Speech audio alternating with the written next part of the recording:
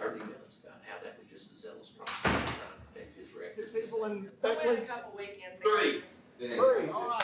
Now we're doing something. And we got one more showing up. All right, good deal. Who are the four that are there? Clayton, Brett, Dennis, and Nick. We're missing, we're gonna be missing, the military, right? The guy from the military?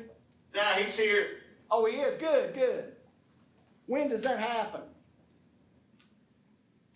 I don't know. He'll be here in just a second. You can ask him. Okay. Did you all get your tests? No, she come in and then she left. She'll be back. Okay. I haven't took that test yet. You want me to step out while you're going over that? I may not go over it because I don't have a bunch of people in my class here today either. So I may let people have a chance to look at their grades at the end of class if they want to, and then we'll review it. If they have a question, I'll just review it individually and we'll move on. We won't review it as a class and we'll just keep moving. Everybody generally did well on the test. I don't have anybody who made really a bad grade on this test. Everybody did pretty good. Look at that. Yeah, that's what I was. This class is over. She's cute as a button.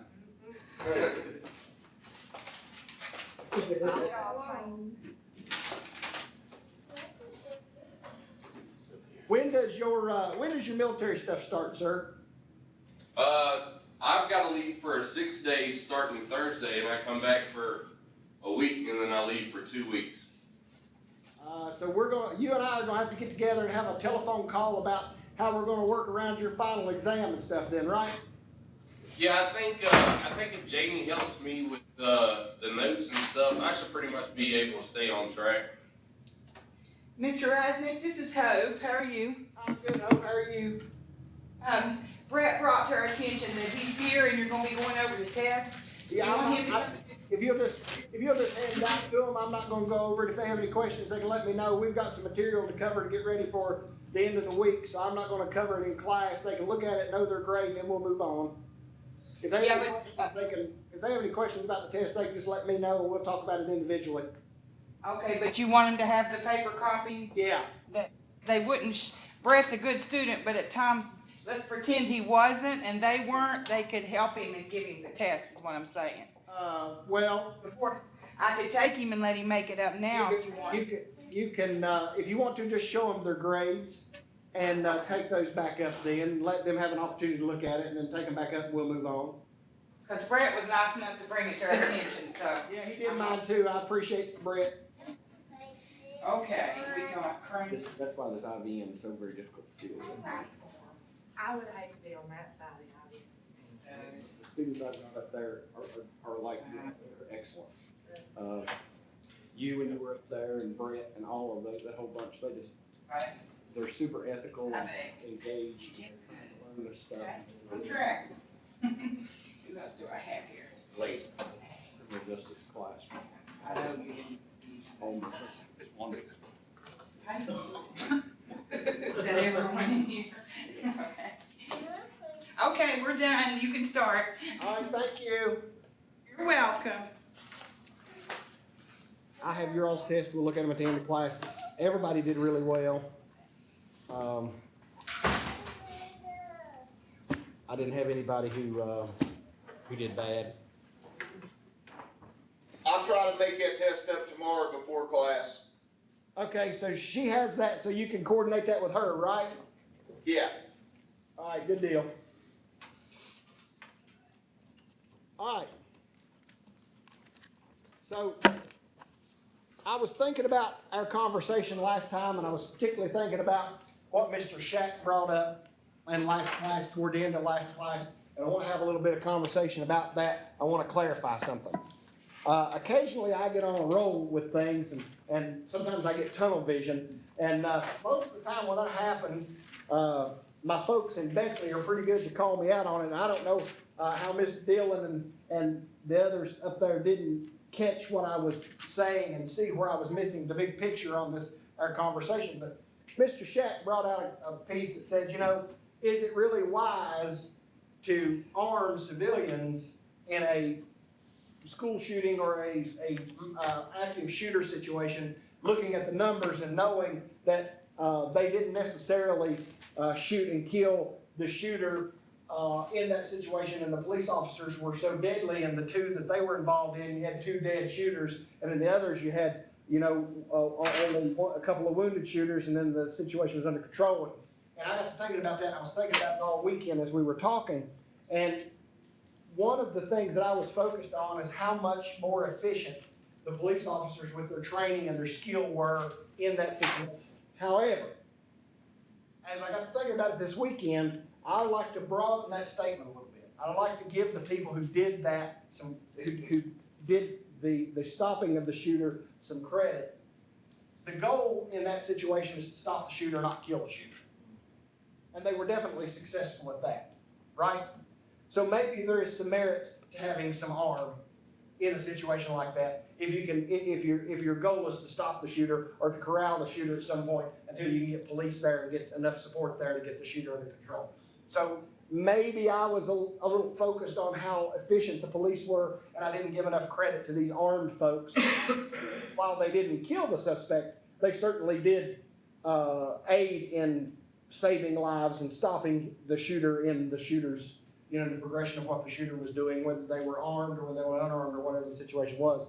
And so I guess the moral to that is that in an active shooter situation, there has to be some sort of a positive response. Feedback? No, I mean, it's a good point. Yeah, I was kind of focusing on your question from last week about how much more efficient the police are in a situation like that, and that the huge difference in the level of training from a police officer to a civilian who's gotten their concealed weapon permit. Even though that civilian has gone through there, go ahead, sir. Even though that civilian's gone through the training, they still haven't had the training that somebody from the military has or somebody from police has. Well, and the thing with that too is you don't know if the people that was involved in that had any kind of military training. Right. It's very well that they could have. Right, that's data that we don't have. Data that we didn't get is who had any military training. They didn't put that in as part of it. So I guess as we think about things and we talk about things in this active shooter scenario, all of those people contributed to stopping that active shooter, which is really at the end of the day, which is what we want, right? So there may be some merit. I had trouble. I was trained the old way, and I've told you all this 1,000 times. I was trained the old way. I learned the old way. I kind of got some old habits that won't go away. I try to be very forward thinking in what I'm doing, but I've got some old habits sometimes that won't go away. And one of those habits is, I'm just not sure I want my little girl's 3rd grade teacher to have an AR-15 in her classroom. I'm just not sure I want that to. I want her to be a nurturer and a lover and a supporter, or him, whoever that is. I don't necessarily know that I want them to be armed and ready for battle. But that's just kind of one of those backpack issues that I've got to get over, right? I used to be a teacher assistant in elementary school, and I can tell you that I kind of agree with you. I don't think every teacher should be armed, because I don't believe, I've seen teachers melt down over stuff, and I just don't think that they're, because they get so close to their kids. Well, yeah, I That, agree. it's not a bad thing technically, but It Well, would have to be. I'm run afraid from the emotion would board take and over. everything. The very nature of what you do is polar opposite, really. Yeah. The nature of a teacher should be a nurturer, an educator, a supporter, and the nature of a police officer really is even if when you're in community policing, there's still that part of you who has to have that command presence and that I will arrest you if the time comes that you need to be arrested, and that type of attitude. So there's a difference, a paradigm difference in their jobs, That's what However, I'm saying about you know what, emotions that's take what we were over. talking about last week with Mr. Shack was is it a smart thing to have someone armed in the schools? And that's a debate that everybody's still trying to have, and I don't know that we know the answer to it. All I know is there's just a huge difference in the training you get as a police officer and the training you get when you get a concealed weapon permit. Yeah. And so how that equates, both of them stopped. Both of them stopped that active shooter. So were they both effective? Absolutely. The difference was in the 2 incidences that police officers were involved in, the active shooter was killed. which tells me that training paid off with, we don't have a court case now. Well, another thing you gotta look at with arming teachers is like the video that came out yesterday of the woman smacking the kid around. Boy, she You know? pounded him, didn't she? Holy cow. She did. You know, so I don't know what caused her to snap, but now she adjusted on him right there in that seat. And yeah, he got regulated real quick. And so I suspect, and one of the other kids in the class came out later and said, all you all saw was a 15-second video of her snapping. What you didn't see was what he But did it to her. doesn't matter. She's supposed to be a professional and keep herself from that, no matter what that kid does. Right, and that's my argument. My argument is they put her in the classroom, and if that child misbehaves, there are avenues to deal with that child and their misbehavior. That's not one of the avenues, right? Exactly. So there again, that's another one of those. All right, let's jump back into some more statistics and talking about some more of this stuff as we move along. I want to give you all just a little bit more statistics, and then we're going to jump into some prevention and theories. All right. There's a train coming by, Beckley. If y'all can't hear me, let me know. This train's loud. Yeah, we can hear it. There were 44 active shooters in an open pedestrian situation.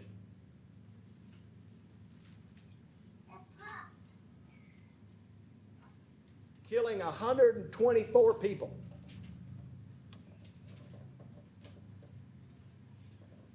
There were 44 incidences that occurred in a generally open and pedestrian traffic area, killing 124 people. Okay.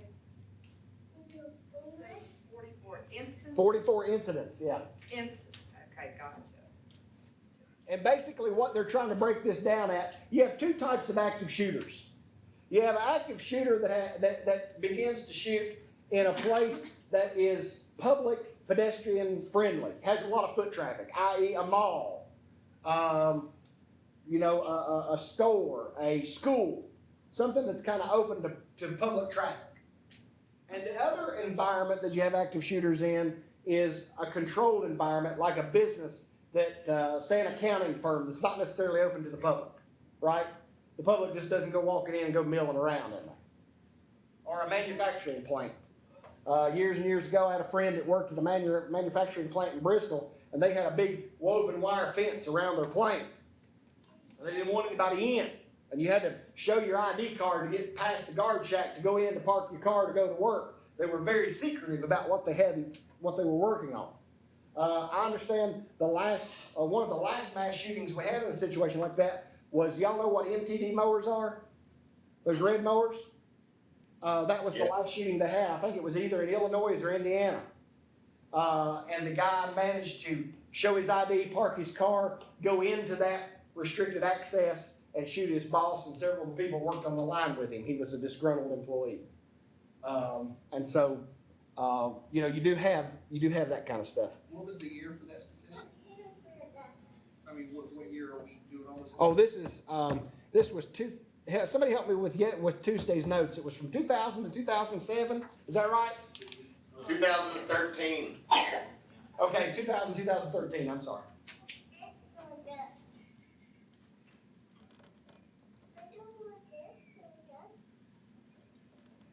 And that's 124 people, correct? Uh-huh.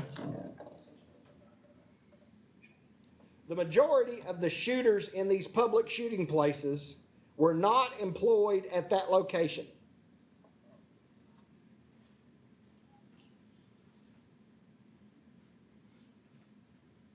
That's a big turn from your 80s and 90s shootings. Most of those was in workplace. Right.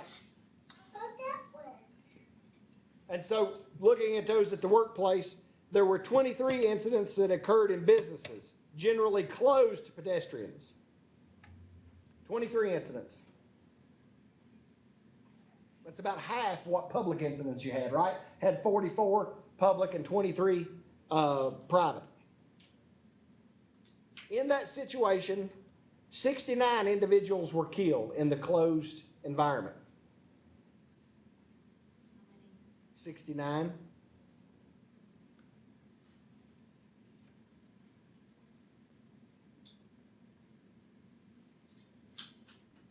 Now, I'm gonna give you another interesting statistic, and I have no idea why this is the way it is. But it's a statistic that they drew up on. Most of these closed shootings that happened in a closed business, not for public traffic, happened on a Wednesday.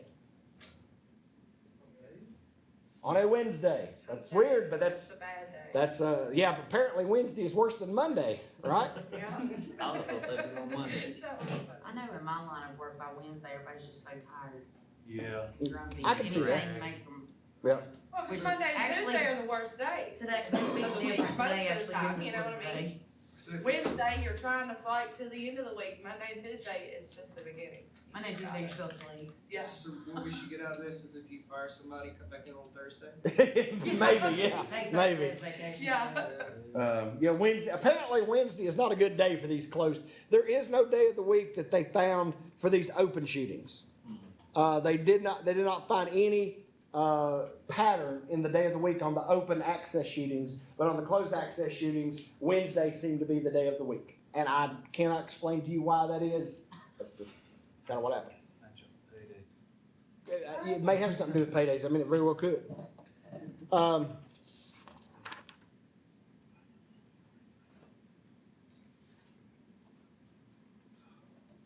Educational environments. There were 27 schools and 12 IHEs. An IHE is an institution of higher education, which means a college and or university. How many was that again? It was, let me find it again, I'm sorry. 27 schools, 12 of them were IHEs. What did you say at IG was? Institution of higher education. That covers colleges, universities, trade schools, anything like that. Resulted in 117 individuals killed. 117, I might have said 107, I'm sorry, if I did, it's 117. And that was a combination of K through 12 and higher education. What's that? Pre-kindergarten through 12.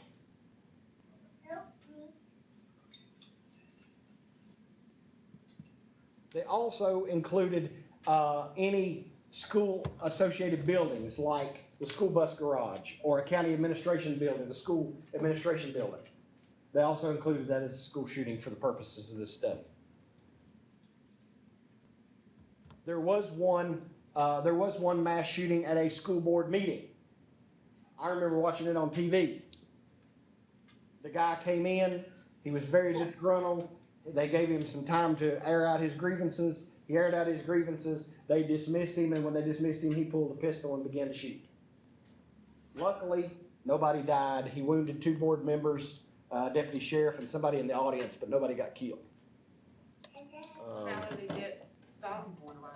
Did he just They, stop they have himself? they had in that instance, they had a, like a security guard, an unarmed security guard.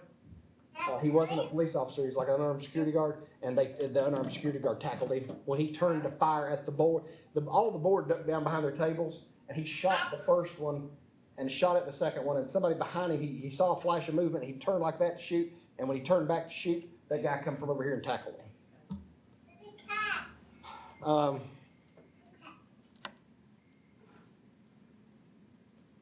Incidents in educational facilities account for some of the highest casualty counts. Sandy Hook, Virginia Tech. Well, yeah, your average on the other ones was 3 per incident, on those it's 5. Right. In educational facilities, what? Yes, educational facilities account for the highest casualty rates. VPI, Virginia Tech had 32 killed. Sandy Hook had 26 killed.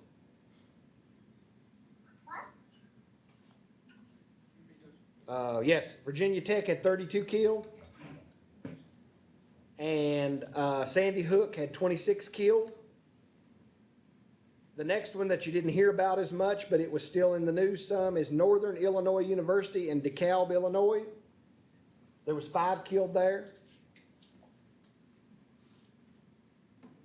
And Santa Ana High School in Santee, California, 2 killed.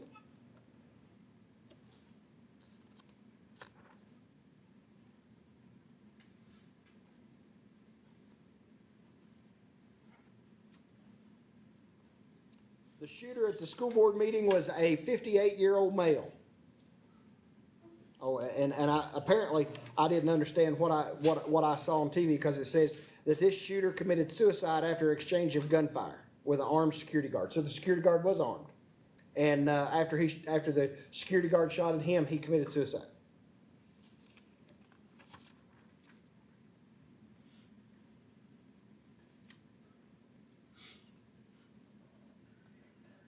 High school incidents with 21 killed.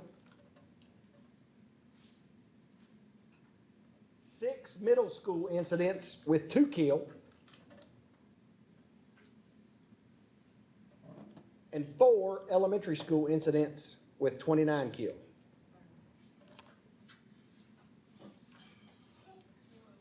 For elementary school. 1 incident at a pre-K with 5 killed.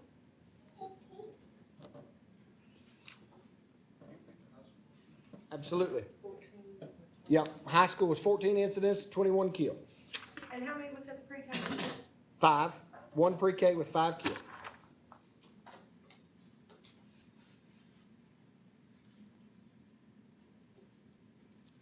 Military and other government properties. There were 11 incidents that occurred on non-military government property, with a result of 24 killed. Yep. There were 11 incidents that occurred on non-military government property. You all know about the biggest military government shooting, right? It was on a military base, Fort Hood. The gunman gained access to a bell tower in church. Was it a church or some type of a lecture hall, right? Or was it church? Anyway, he was in the bell tower sniping, and he was deadly accurate. How many was killed in the 11 incidents? 24. And, you said non-military? Yeah, this was non-military, right?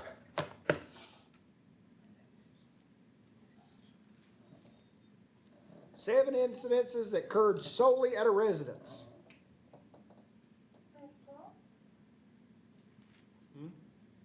What? I just read on Facebook that it was a shooting at Bluefield High School. Today? Bluefield Regional. David Delano just put it up there that he was armed, but they shot him down and killed him. Active shooter, Bluefield Today? Regional, today. I'm surprised. Well, if they killed him, I guess. That's what it says on Facebook. Interesting. Why we were locked down, I don't know. That's what I was thinking. Right. Why I would was we just unlock now? thinking. But I guess if they killed him, In Bluefield Middle School, why? I would think the same thing. That's Well, what you I have think. that, Why we would ought be to, on we should have lockdown? been locked down. Just because you killed one doesn't mean there's Yeah. I know, another that's one what out I was there. thinking, but. We should I have guess all that been would sheltered That was in a place. Bluefield Regional today. Yeah. Good. Houses of worship. 6 incidences with 21 people killed.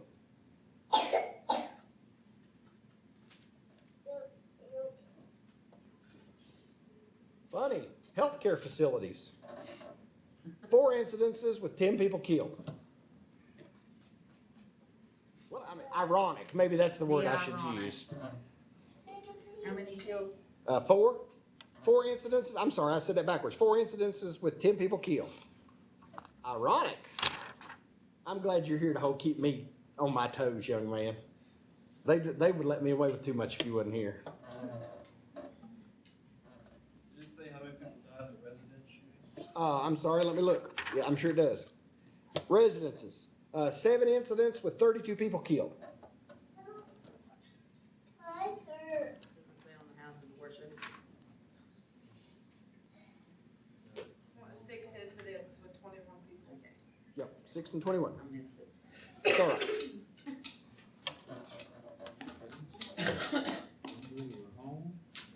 So, I've thrown a lot of data at you for the last 2 class periods. I mean, we've really gone through a lot of data. We've talked about a lot of statistics. And so now we want to try to pull all of this in together.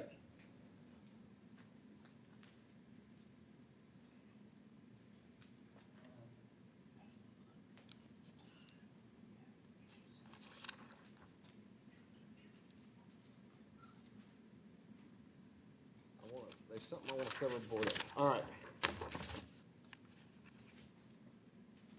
Prevention should be a 3-step process. Active shooter prevention should be a 3-step process, according to the FBI.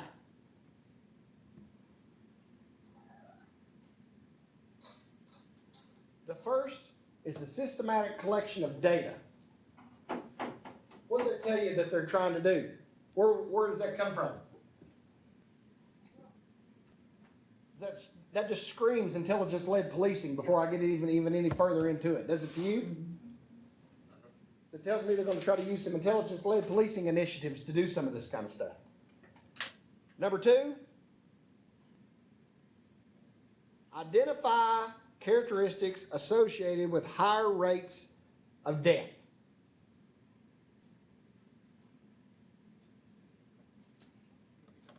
Yes. Identify characteristics associated with higher rates of injury and death.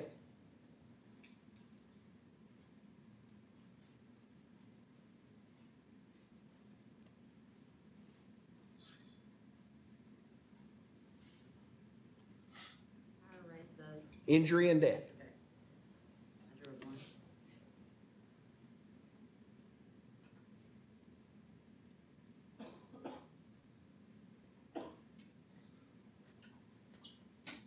And number 3, enhance protective factors, enhance/develop. That's how it should read. Enhance/develop protective factors to stem the problem.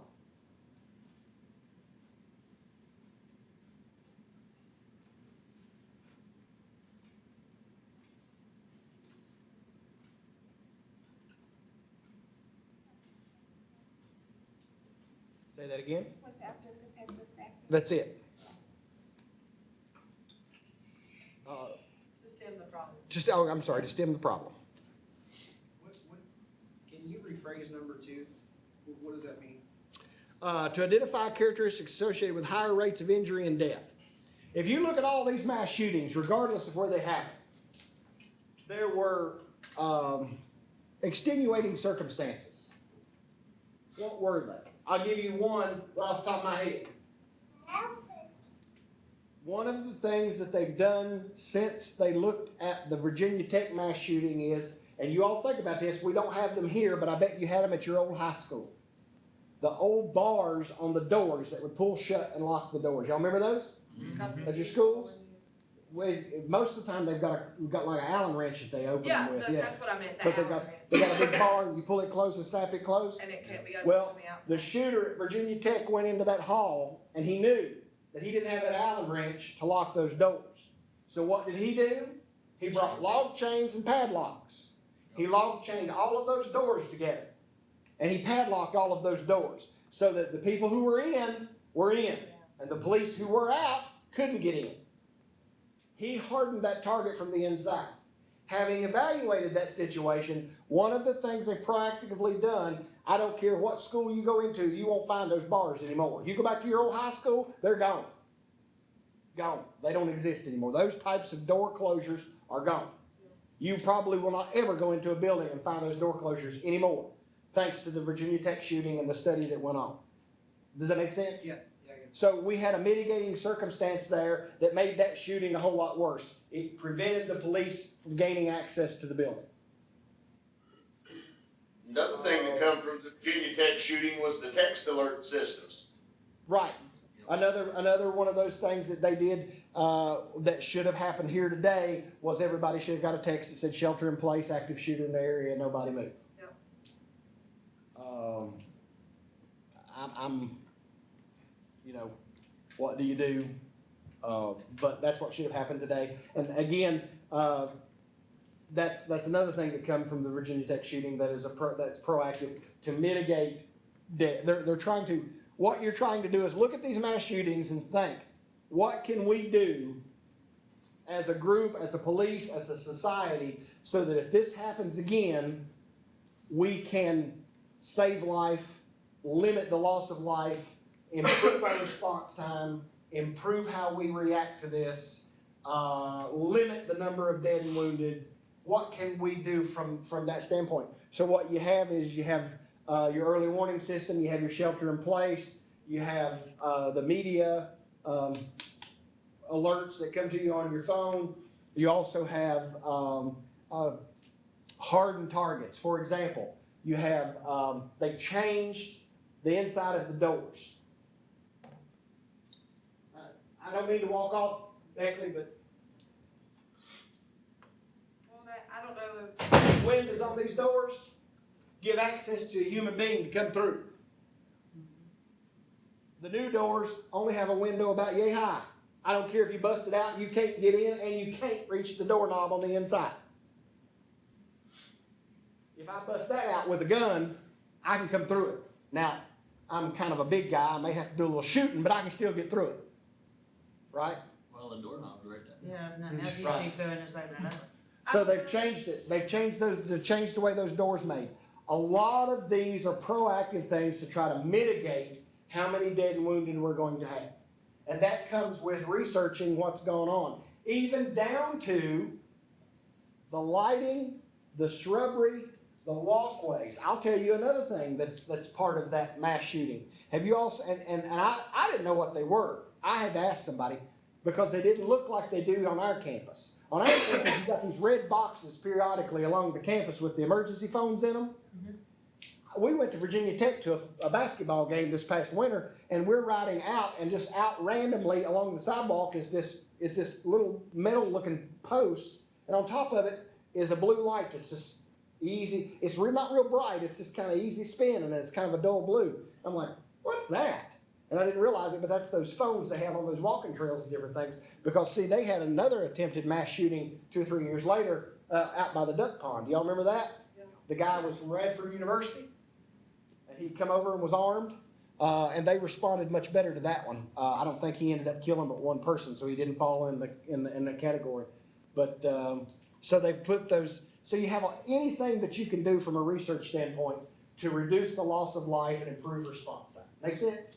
I don't know if Bluefield High School does it or not, I'm sure they do, cause Princeton does it, but when like my senior year, the first time I'd ever heard it, they did a drill where it's just like a beep over the intercom, that's like a lockdown.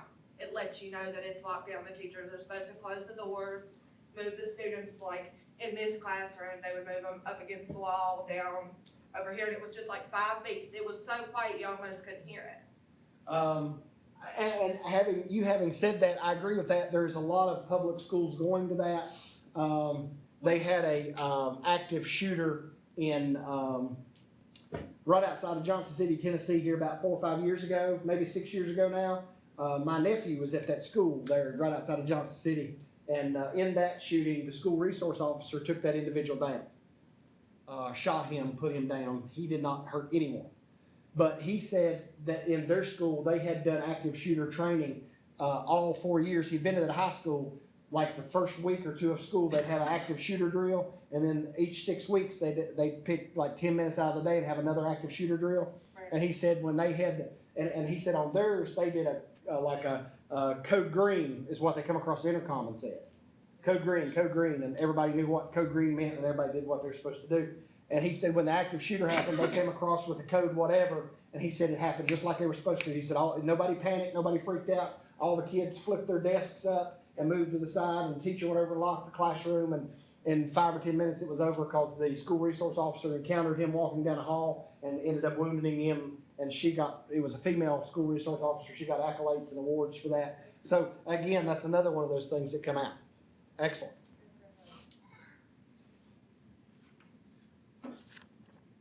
So, the one piece that is different when you start talking about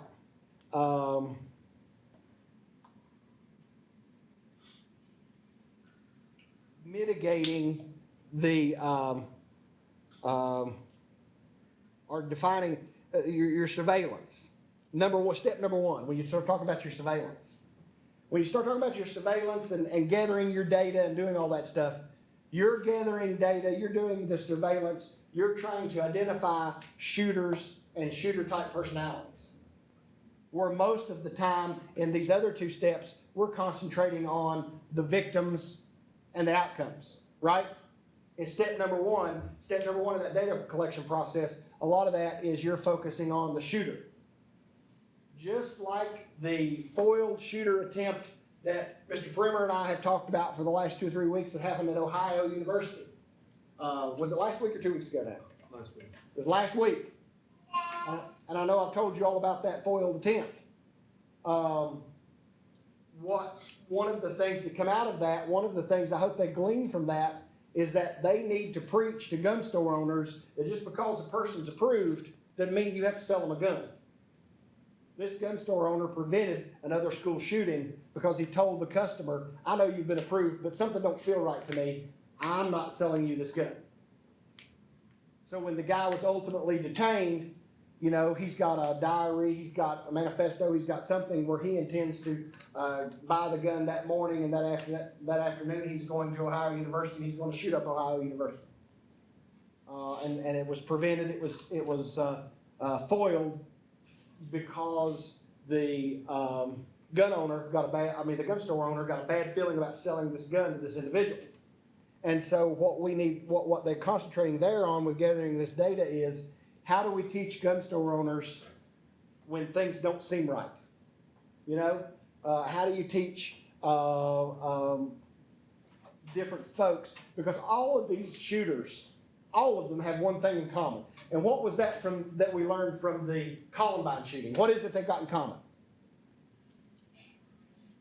They all had warning signs. They all had warning signs. All these shooters had warning signs. Even the Virginia Tech shooter, who was a loner and who kept his mouth shut and didn't communicate with anybody, if somebody had paid attention, there were still warning signs that he gave off that this was going to happen. There was a breakdown in the Virginia Tech shooting, much like at the Columbine shooting, where mental health services could have reported something and could have put this guy on the radar, so that police are watching, so that police are paying attention, so that things are being done from a support level to keep this from happening, but those didn't happen. So, with this data collection, we need to focus on the warnings. We need to focus on the warning signs. Does that make sense?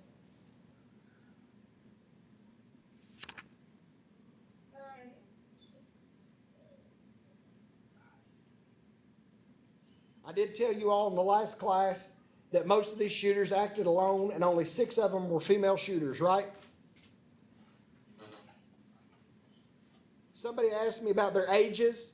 I could not find any information on their ages. It was you, Buddy Beckley? Yes. I could not find any information on their ages. I thought it would give me a list of their ages, but I couldn't find it. All it said was that the shooters as a whole, ages showed no pattern, is all it would give me. There was no pattern amongst ages.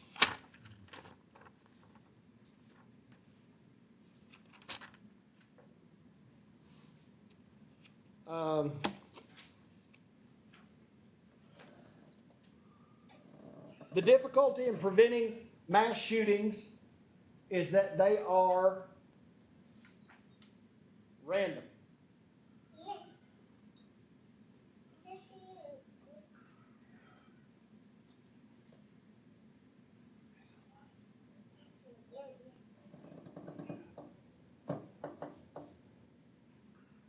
There is an extremely small data pool of research on active shooters.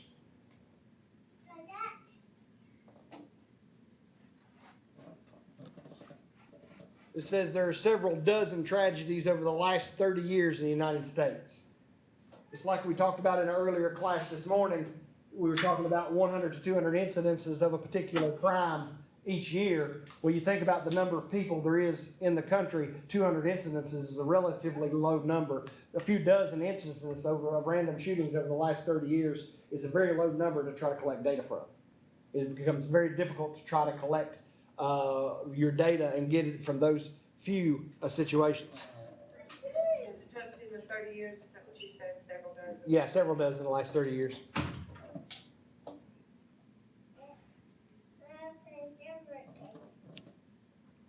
Gun violence broadly has more killings than mass shootings. What does that mean? If there's more individual shootings than there are mass shootings. Absolutely, both of you.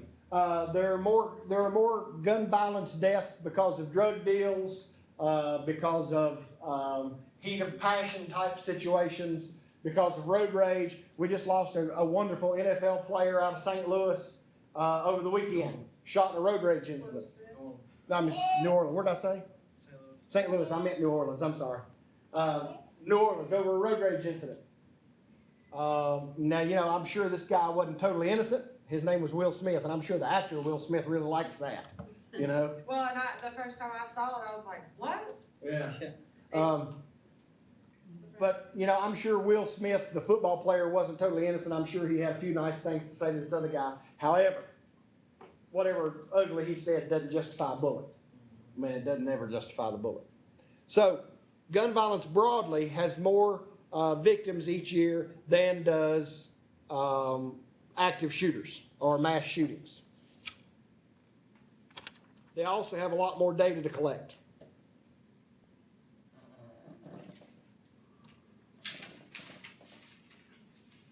Population-wide intervention includes finalizing regulations for mental health, private health insurance, and ensuring that Medicaid plans are in compliance with requirements.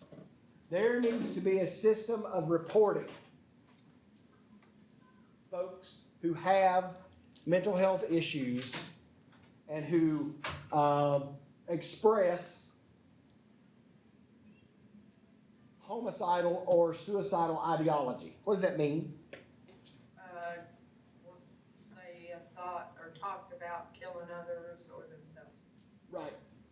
Right. Somebody who has homicidal or suicidal ideology. I once reported a person who told me they were just tired of living. They were going to kill themselves. They were tired of it all. And I called the police department and said, this person's talking about killing themselves. I don't know whether they're going to kill themselves or not, but they've been talking about it for the last 2.5 hours. Somebody needs to do something. They got mad at me. I'm sorry, get mad. Don't ever speak to me again. But the next time you're around me, don't talk about killing yourself for 2 hours. Right? If you hear that conversation, you have to take it seriously. It goes along with our police training. You don't ever brush somebody off who has suicidal or homicidal ideation. And I didn't ask people but one time, you think about hurting yourself or anybody else? Well, I've been thinking about maybe hurting somebody. All right, thank you, click. That's all I got to hear. Yeah. Yep. You are now handcuffed.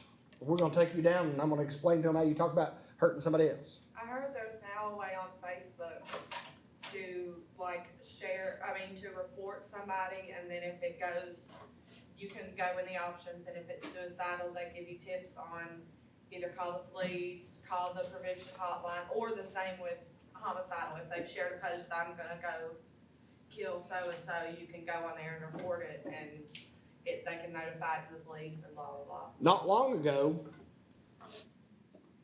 I shouldn't tell this, but I will. Not long ago, right after Christmas, I stumbled upon some Facebook posts of an individual who is a convicted felon who was had 2 guns tucked in his pants and holding an AR-15 and was talking about he was going to defend what was his, let the police come back to his house. That was basically that was the comment, more or less. So I contacted my local police and I said, dudes, y'all need to be aware. My police said, oh, that don't sound like nobody. I mean, it just sounds like he's running his mouth. And I said, I don't care what it sounds like. The man's made an idle threat and he's armed in the picture. Well, but. It's enough to arrest him. Do what? That's evidence enough to arrest him. I would think so. I turned it over to the police right around Christmas time. The police went over to his house, knocked on his door, talked with him, called me back and said, oh yeah, you were just overreacting. He's all right. And I said, let me tell you something. I'm not overreacting. I know what time it is. But then again, I'm not a police officer. Y'all want to go back to his house. Good luck. He ain't killed nobody yet, but it ain't been but about 4 or 5 months. The pot's boiling. You know, pot's boiling. We'll see. The fact that he was a felon and had firearms. Yeah, so that alone. The argument If he wouldn't have. What, that it was an old would there- picture? How far would you be able to take that? I'm going to intervene if he's making threats, idle threats like that. I'm going to intervene and find out where he's at, find out what his mental condition is. But their argument to that is that they couldn't step in because they didn't know how old that picture was. He could have posted a picture from 10 years ago of him standing there holding those guns. But he still did it. And, well, it was a vague threat. Is it illegal to threaten someone is what I'm asking? It is illegal to give somebody a threat unless it's a conditional threat. A conditional threat is not necessarily illegal. What is conditional? A conditional threat would be, if you come up here, I'm gonna smack you. If you come Yeah. up here, I'm gonna. And so his conditional threat to the police was, I'm gonna protect mine if you come back to my home. Gotcha. Right? Okay. So, If you threaten just to kill someone outright, yeah, that's a threat. They can charge you Yeah. with this crime. that's what I figured this out. Conditional is a gray area, and it's hard because people say all the time, you know what, I'll just kill that rascal. That's a conditional threat. If he comes back around me, I'll kill him. That's a conditional threat. You know? Oh, wow.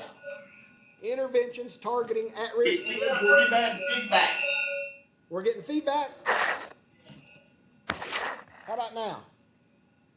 Yeah, still got it. Super. Well, I think it's on there, and it's usually. let me turn it down a little bit. Does that help anything? No. And anytime we talk up here, it squelches real bad.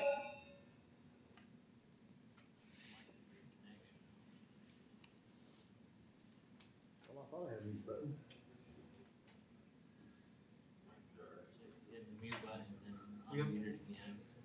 It may be okay now. No, never mind. It's not. Is it back? Yeah. Can you hear me now? We can hear you, but it's bad squelch and reverb after you talk.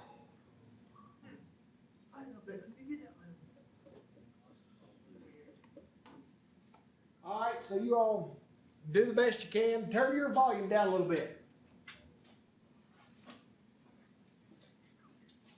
I've got just 2 or 3 more things to cover here, and we'll try to wrap it up by 12 o'clock.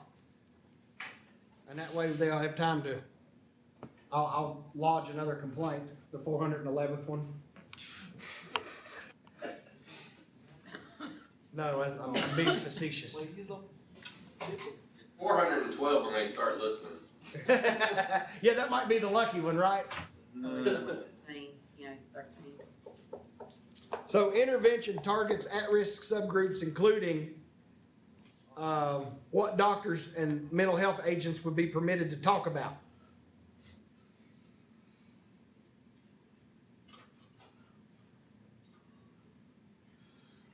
Mental health workers could focus on conflict resolution services, especially for those who have been exposed to violence. Health workers can. Conflict resolution.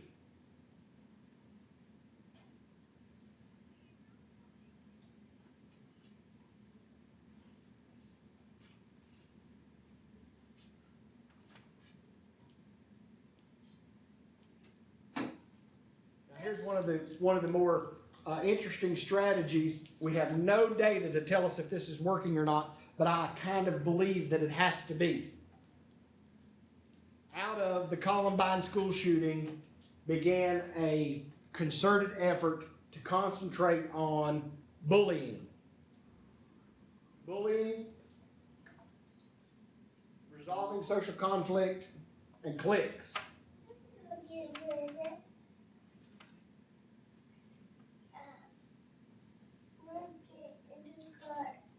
Right now, according to my notes, we do not have any evidence that these programs are working because we haven't been working on them that long. We don't have enough data to collect. I am a believer that that the two things that really have to be helping is anti-bullying and the social conflict resolution. I mean, they've got almost 20 years of data on it. How do they not have enough to know whether it's helping or not? Because you don't have enough shootings, and you can't interview these folks who are involved in these shootings because most of them kill themselves. The data is just extremely hard to get. A lot of times those that are bullied don't Yeah, speak on it. Those that are bullied don't speak up. Bullying is kind of a quiet, almost an undertow, if you will. It's really not overt, it's more covert. But you know yourself, they've got a little carried away with the bullying thing too. I mean, bullying is part of life. It's what creates you into who you are. You know, every child deals with it at some level. You know, they are excessive cases of it, but I think they've got a little excessive too with their bullying campaign. I don't think they're as excessive as they should be. A lot of places Yeah, don't take it serious. I think that finding who you are inside the school setting involves a certain amount of social stress. I'm calling what you're calling bullying social stress. Yeah. Teenage boys are always going to find a pecking order. Does that make sense? Teenage Yes. boys are always going to have a pecking order. But Always. beating up another little girl because she's ugly is Yeah, not an but excuse. and maybe the little girls might be better at it than that. And I call that, they may be worse at it than the boys, but I call that social stress. I don't necessarily term that as bullying. You're going to have friction between children. You're going to have incidences where some kids try to flex their muscle over other kids, and that's what I would term social stress. What I would term bullying is what you're calling extreme bullying, and I think that's where they need to focus, is on those extreme bullying, not necessarily on the social stress. I think the biggest piece that they need to work on, maybe that they don't spend enough time with, is conflict resolution. Because you know yourself, most teenage boys, they go from, hey, how are you, straight to, I'm gonna punch you right in the mouth. There's no in between. They fight it out and they get it over. Well, it's the way it used to be. It's not that way no more. When I went to high school, two kids had a fight. You had a fist fight, and the next day you all were all right, and everybody went on. That's not the way it is anymore. Nowadays, if two kids have a fist fight, the next day one of them brings a gun and shoots the other one. I mean, it's never over. That's how girls are, especially. Yeah. Girls are bad for that. And so I think social conflict resolutions where they really need to be. They need to give these high school kids some tools so that we don't go straight from you made me mad to fisticuffs. Here we go. There has to be some steps in between. You know what I'm saying? That's one of the things that happens in prison. In prison, you have all these people in here who have no social skills, and they go from you insulted me to I'm going to kick your butt, and there's never anything in between. When there needs to be some dialogue, there needs to be some social skills and some conflict resolution before you go to I'm going to kick your butt. But I don't necessarily know that I disagree with you, except that I would use a different term for what you're calling bullying. I call that social friction, because I think they're never going to stop that. I agree with you. You're never going to stop it. Children are going to create a pecking order. That's kind of the way society has ingrained them. That's what they do, and you're always going to have that. However, if your pecking order is such that you create two kids like out at the Columbine, then we need to look at the pecking order. Something's not right. We need to look at what's going on. Something's not right. There's always going to be different groups of kids. There's always going to be different pecking orders, but our pecking order shouldn't create those shooters like that. Nobody should feel like their only solution is bring in a gun and go to shooting. All right. Questions? Comments? Observations? Anybody got anything they'd like to add? Take away. I'm going to cover on Thursday, we're going to cover the last bit of mass shootings. I will review the test with you, and on Tuesday, when you come back in, we're going to take the active shooter test. Any of you want to see your test today? Beckley, think y'all have a good week? Any of y'all want to see your test grades today? Let me know. And that's certain. You like that? I know I can count on you. No, she's. Can't call a girl ugly.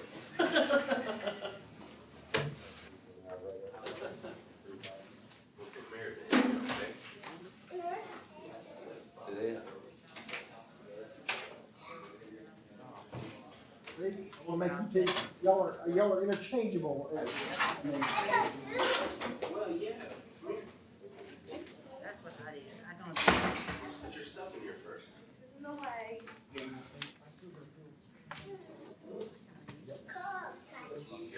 Three classes. You got the same problem I got. And Well, none that I need. It's Good Friday, everybody's meeting at like 8:30. But for the correction side, it's given either. Gotta get my stuff done. So. It's okay, it's okay, I'll ask. Oh. We're gonna meet at about, I have to do something. I have to do something twice, so. Professor Raznick? we're gonna meet at about 8:30, go down there about She 9. said Lily was back this week.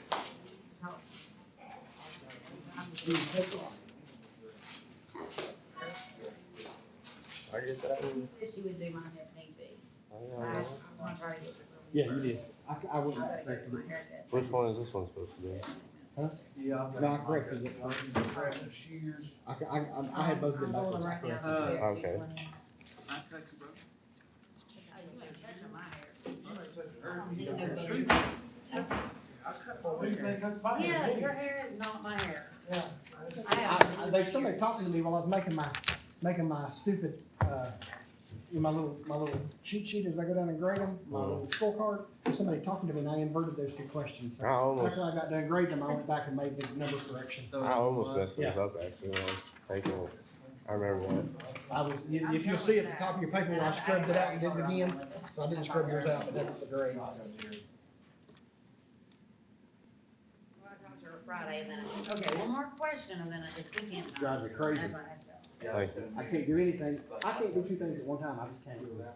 I'm a guy, one thing at a time. That's all I I've got. gotta get it figured out. I was filled out, supposed to be in signed. Charleston Well, right not now signed. for, If I go through Lily, it's pre-surgery. number, but I need to talk to him before I actually do it, because Said heck with it? Well, I don't from wanna what, take that that paper they long. sent me, from what I I did understood, it was that supposed to be and just a phone health call. what I want. Right. And then my mom texted me and I just happened to look at my It phone. doesn't say that I She said I have was supposed to go to Charleston. I called And them fast. the new book They says said- I have to have it, but See, the old book Oh, says see, I need that's 201, that's the reason. I I was like, had if I need a 101, why did I take a It's 201? like- Because yeah. the book told me to take 201. I'll be on class Monday. Now it's saying you Surgery's need Monday. I'll one. probably be on class Tuesday.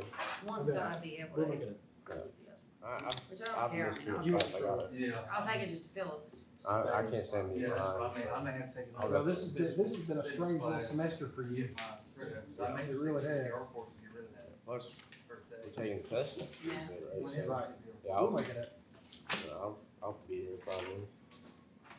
I'll see you tomorrow. All right, we'll see you. Yeah. Speaking of which, I have got to text Brittany and see if she's okay. That's fine. Dang, don't show me that ever again.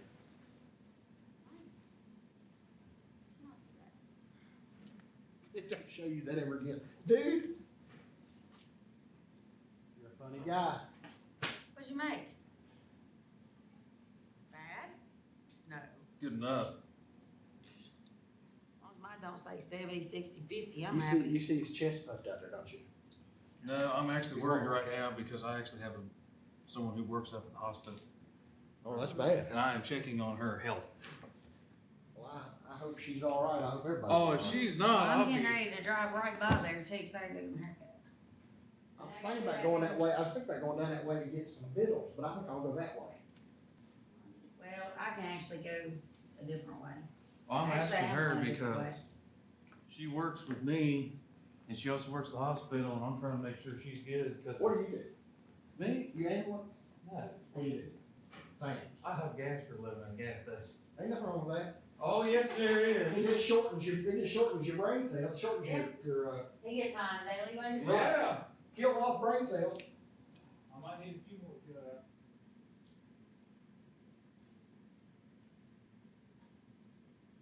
I don't understand this. It's a collaboration of all boys and all, and they're all. Okay, so it should be none of the above, it's all of it. I mean, I had a pen in my boy. If you like tell me to do this one, and I can't erase it, it's just be that, something else. We just do what everybody else does, scrub it out and circle something else.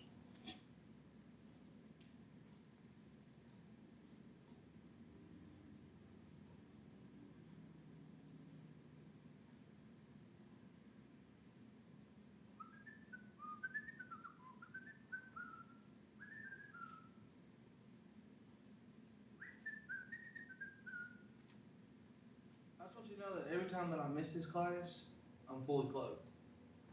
With my shoes on. I don't even wanna know. What do you mean? I don't know why you would be naked at this No. time of day. I I do not wanna know why at 11:30 of the day you would be naked. I do not wanna know what her name is, sir. You cannot tell me what her What I'm name is. saying. I meant that. I do not wanna know, sir. I do not wanna know what her name is. So tell me That's about- between you and her, okay? Tell me about Friday. What we doing? Friday, we're gonna meet here at 8:30, or meet over at kinda at the parking lot in front of my office, about 8:30. What front office? In my office over there at Oh, Dixon. Dickinson. Yeah. And we're gonna caravan, we're gonna leave about 8:30, caravan down to the police department, we're gonna tour the police department, tour the jail. Break apart 2 police cars, Break apart. you need to look at them, look and see what's in them. Woo, got me excited. Yeah, piss on mechanics. Then we're going to, take a lunch break, piddle around a little bit, and then about 3:30, we're going to meet at the firing range, and we will shoot some weapons. Shoot a AR-15, 45, 40, 9mm. I think he's got a 9mm like a Uzi, a fully automatic. He's gonna let some people shoot a little bit. One of those illegal. Not for the police department, it's not. Is there weapons that are illegal? Yeah, I don't think they can have a bazooka. I think those are illegal.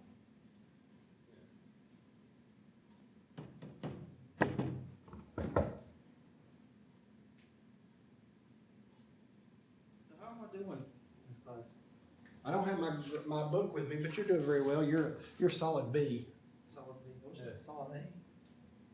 I can't get over that hump, man. Never could.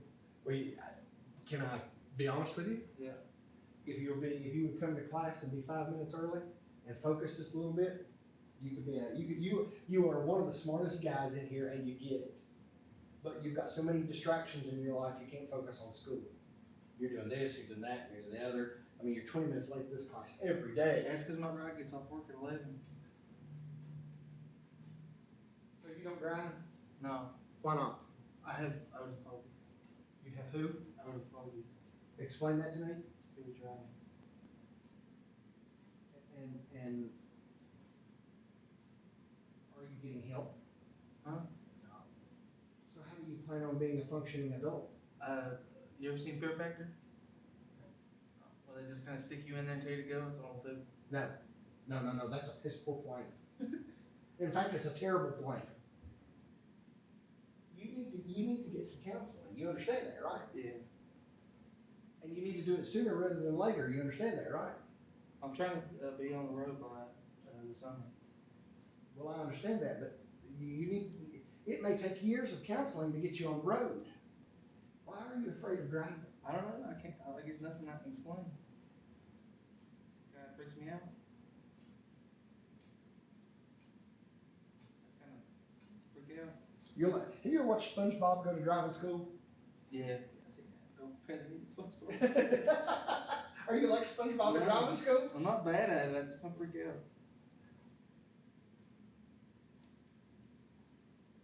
I think you really need some therapy. What'd you say that was called? Odophobia. Odophobia. It's spelled like auto, but phobia's on the end. And how do you know you have this? Have you been diagnosed with it? No, I just kinda looked at the symptoms. Everything that they say happens to them happens to me. Bless your heart. That sucks eggs, dude. It does. And the problem with that is if this would have happened in 1908, so what? You really don't need a vehicle. But today, everybody has to have a vehicle. I mean, you can't survive without one. Really? Right?